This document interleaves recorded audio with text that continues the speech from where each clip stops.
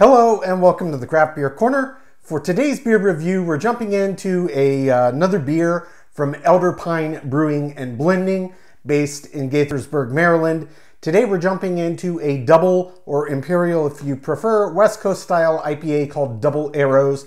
This one clocks in at 8% ABV and it was brewed with a really interesting blend of hops here. We've got Yukono, Cashmere, and then two that I've literally never had any beers with them in, and that is Zamba and Melba.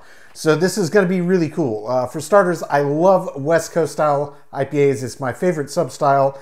And then we have two new hops. So I'm going to have a lot to pay attention to, a lot to pick out, but I can't wait to see what this is about. So label art on this, as is typical with Elder Pine, just a super clean design. Black background, nice shiny gold foil with the double arrows and their EP. That's their logo. Looks awesome. So we'll get this cracked and we're going to use our nice tall all-purpose glass today.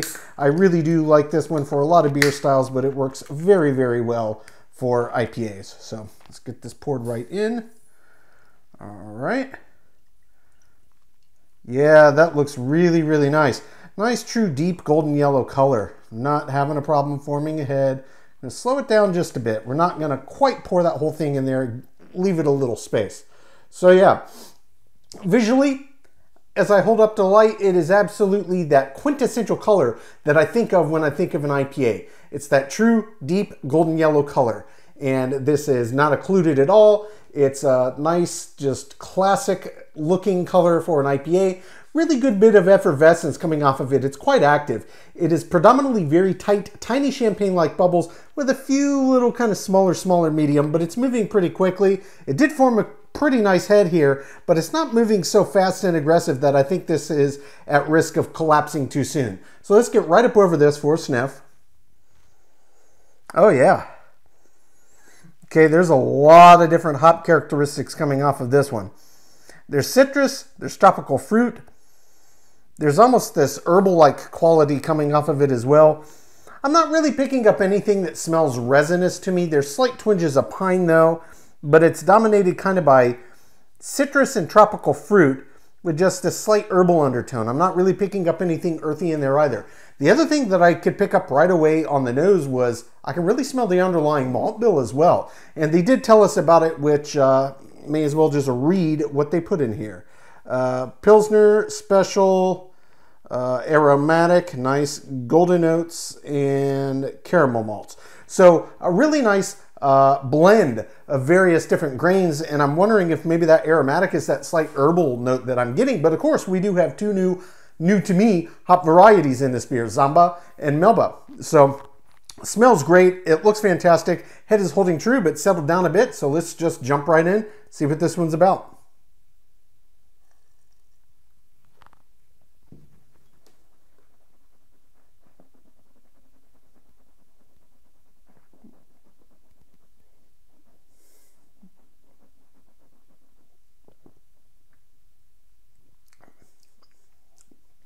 Oh yeah, that's a really nice IPA. It's got a ton of flavor. It's got a ton of presence. It's a double. It's only 8%, but it's got a lot more presence than that just 8% would maybe let you on. It's got real presence to it. There was a good kick of bitters. It is a West Coast style after all, so I did kind of expect it, though even though it says West Coast style, because it's in the format of a double, you never really know what you're gonna get. So we've talked about this a lot, but it has been a while. So in my experience, typically, the higher the ABV, the bigger you go double, triple, quad, quint, whatever, up the ladder of IPA. Typically, even if you're using super high alpha acid content hops, the less bitterness perception is gonna be in the beer. And it's because there's so much fighting for that higher ABV and the alcohol is so much more dominant. At least that's what it seems in my experience. And I do a fair bit of home brewing, and I've done various different IPAs, including Imperials and Standards, and I would stand by, yeah, I do believe it's true. Now, I have also done the opposite in my own brewing, where you take a session that are not typically hoppy, and I hop the absolute crap out of this thing. And yeah, it's possible to make a nice light, low ABV IPA that is absolutely West Coast style bitter. It is possible. So, you know, it's just something to keep in mind. But this is one of those that actually, yeah, it's a double, it's 8%, but it's got a really nice hop presence, both in terms of the flavor compounds and the bitters. So really big beer. Specifically on the body, it's heavy. For 8% by any measurement, this is a heavy double IPA. In terms of the mouthfeel, you can really feel the resistance on this too. Just as with the body, it feels way thicker than you would anticipate for just an 8% IPA beer. And it's really, really nice. This beer has real presence. And frankly, it kind of needs that structure and that backbone for the intensity of flavor and certainly the punch of the bitters as well. So I'm going to jump back in. We're going to get a second sip. We're not going to be thinking about texture this time. We got it on the first try. We're going to really pick apart the nuances of the flavor, the hop flavors, the specific type of bitter intensities. We're going to talk about the balance in the finish. But first sip, I am a big fan of this one. Take two.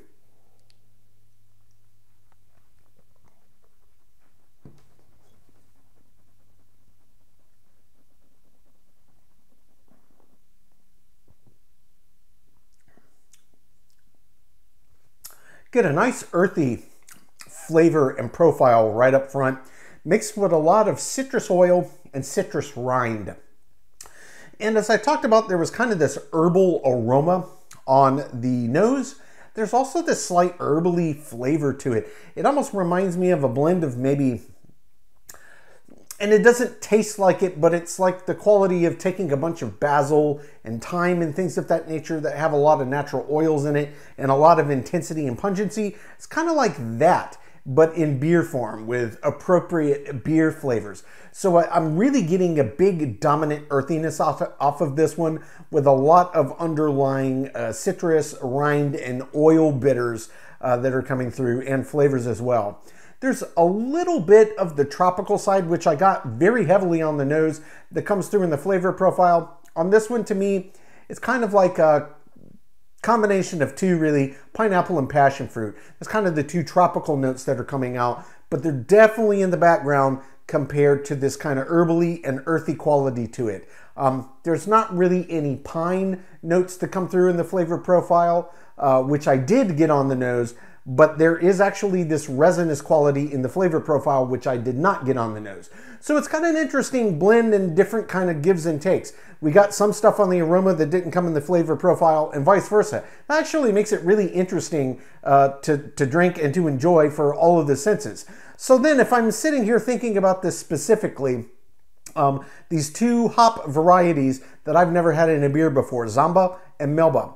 I'm not sure what they're about. I will for sure do some research, but if I just had to guess based on what they're paired with, Yukino and Cashmere, I think that maybe a big chunk of some of that kind of herbal back is coming from those two hop varieties. They might be bringing in some elements of underlying tropical fruit. You can get a little bit of that in Yukino and Cashmere, but both of those tend to be a bit more kind of on the earthy with little underlying citrus sides. So I'll do some research, but that's at least on my first perception, the interesting aromas and flavors I picked out that I wouldn't have necessarily thought I would pick out in an IPA, except it's got these two hops that are new to me. So my overall impression, absolutely delicious flavor profile, just like a fantastic aroma. So the balance on this, it's extremely well done. You can get the underlying malt bill in the flavor just as you could still get it on the nose. It's got a nice classic IPA grainy quality to it. And they used quite a big grain bill and it really all pulled together beautifully. And frankly, I think it was good choices for substance upon which to let this many big hops stand. This is a big beer and it's got big presence both in texture and both in the underlying formula that they use to hold up to these big hops that they chose. This is just masterfully balanced for my money. Now let's talk about the finish. The finish is very long. It is a big West Coast style with big impressive bitters, and yes, they do linger on the palate long after each sip. Far longer than your average double IPA, to be certain. On the back of the palate really is where it lingers the most, and it's a big intensity of earthy bitters paired with a little twinge of resin. And it's quite long and it's quite intense as well for minutes after each sip. This is a big, big beer. This is a Hopheads beer. I absolutely love it. I'm going to take my time, sip on this one, count my scores. When we come back, we will get this beer ranked from top to bottom.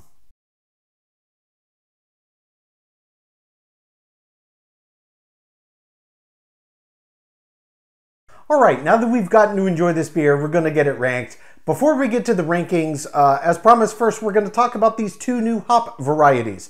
So Zamba and Melba. They do bring some commonalities to the table, but they do definitely branch off. And a lot of what I picked up seems to be coming straight from those hops. So Zamba in particular can impart really big aromas of tropical fruit and stone fruit, which really I got strongly. And it also tends to do the same on the flavor profile side. So definitely that underlying kind of mix of passion fruit and pineapple, and certainly a lot of those big, bold tropical fruit aromas I was getting definitely seemed to be coming from that Zamba hop. And then moving on to the Melba hop. So my nose and my palate were not deceiving me. I mentioned it had this almost herbal quality to it, the slight spiciness. That is a characteristic trait of Melba. So an interesting kind of hop here. And what I found and researched was it can bring that in the aroma profile, but on the flavor profile, it does kind of the same thing, almost kind of like an amped up version of like a Chinook hop. So it does bring this kind of spicy bitterness to the table. And I said there was this almost herbal quality to it, this slight spice. Yeah, you know, I mentioned kind of not tasting like this, but like if you had a bunch of fresh basil, thyme, things like that, maybe even peppercorn. So yeah, we're definitely down the right path. Very interesting new hops. I really liked what they brought to the table, and I think that they worked well in this really big beer. So what we have with this one, Elder Pine Brewing and Blending's Double Arrows, the 8% ABV West Coast IPA, Imperial at that, Elder Pine Brewing and Blending based in Gaithersburg, Maryland. So this is what I do believe, after all the hundreds and hundreds of reviews I've done to date, the first time that we've ever had back-to-back perfect scores. Indeed, the last review I did got a perfect 100 out of 100, and this one did as well, and this is rightfully so and well earned. I was impressed immediately upon cracking this beer, starting to get it poured, when the aroma first started to jump out at me, picking out all the subtleties and nuance, just the impressive pungency of the aroma, a big, bold body and mouthfeel, just massive, massive flavor profile, excellent head and retention, textbook color. Just this beer had it all. This is about as close to a perfect double IPA as I could think of. I've had a handful. This is one of that tiny handful. I don't normally go for them, but man, I sure am glad I did in this case. I've had a lot of luck with Elder Pine Brewing and Blendings. I'm going to keep my eyes out for their beers and grab them when they pop up. I did get this one from Tavour. So yeah, if you're a fan of big hophead lovers, West Coast style, big hop flavor and aroma intensity as well as bitters, this is one not to be missed. Perfect score in all categories for a total score of 100. Folks, that's today's review. As always, I do sincerely appreciate you tuning in today. Please don't forget to like, comment, and subscribe. If you want to stay in the loop when our videos go live, just turn on your notifications, hit that bell icon. It's right next to the subscribe button. Until next time, keep it beer, keep it craft. We'll see you on the next one. Cheers.